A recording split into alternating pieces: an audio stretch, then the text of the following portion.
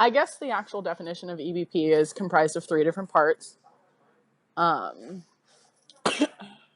Clinical application, patient value, and then most appropriate evidence. But for us, I guess the actual applicability of it is using research and data and evidence to support what you're doing.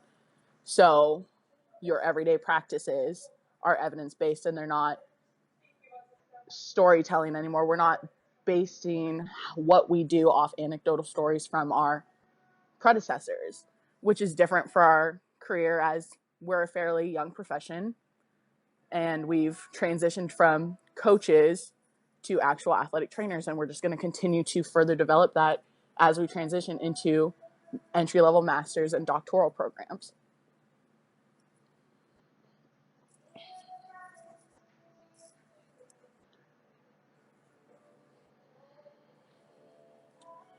Like I said earlier, basically what it is we're taking those articles that we study and the textbooks that we read and using it to apply to our practices. I think the one we use most is in our rehab sessions. Our rehab coordinator has us watching and participating in this podcast and online seminars. And so we take those data to transition our athletes into exercises and progress them through their rehab protocol. And we use the literature to better support what exercises we choose in that setting. I know other programs use evidence-based practice in their clinical examinations and then pharm and modalities, but we're a very therapeutic exercise-based program at the University of Wyoming.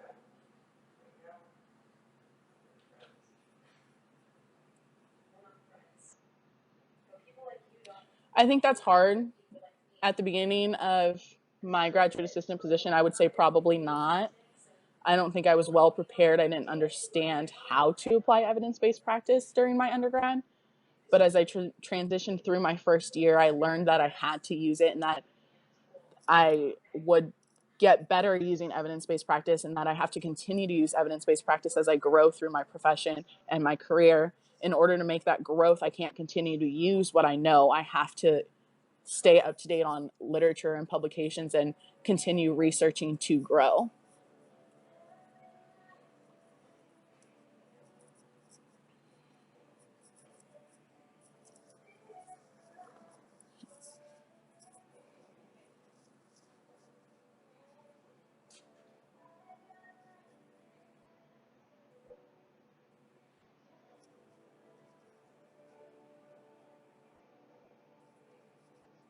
Mm-hmm.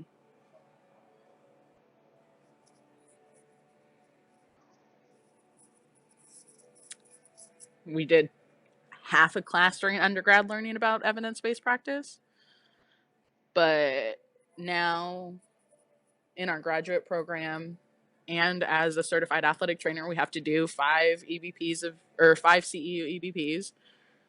And so going to convention helps practice EBP and sit in evidence-based seminars.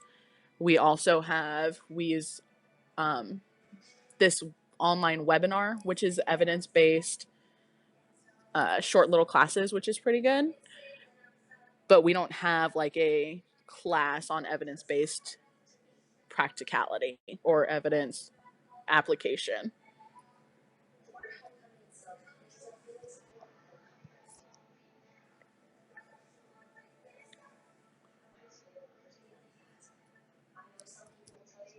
As a profession, yeah, we're not that great at it, but I think we also have a lot of people grandfathered into the profession that as we start using younger clinicians, we'll start relying on it more heavily, especially since we're transitioning to that master's program, is that they're going to have to. And now that you're a DAT or you have the potential to be a DAT, is that we are pushing for that research aspect of our profession now.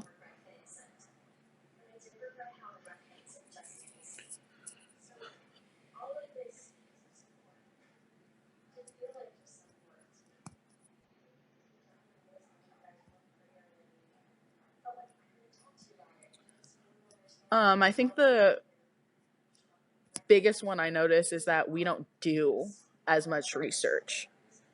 We can apply it. We apply what a biomechanist researches or a physical therapist researches, but we don't do enough research on our own. We don't conduct enough studies as athletic trainers for other professions. We have one journal in the United States for athletic trainers that are published by athletic trainers,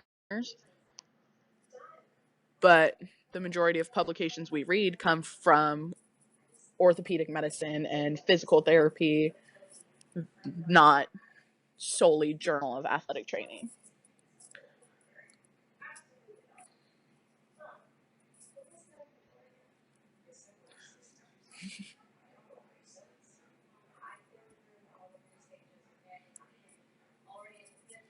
Thank you.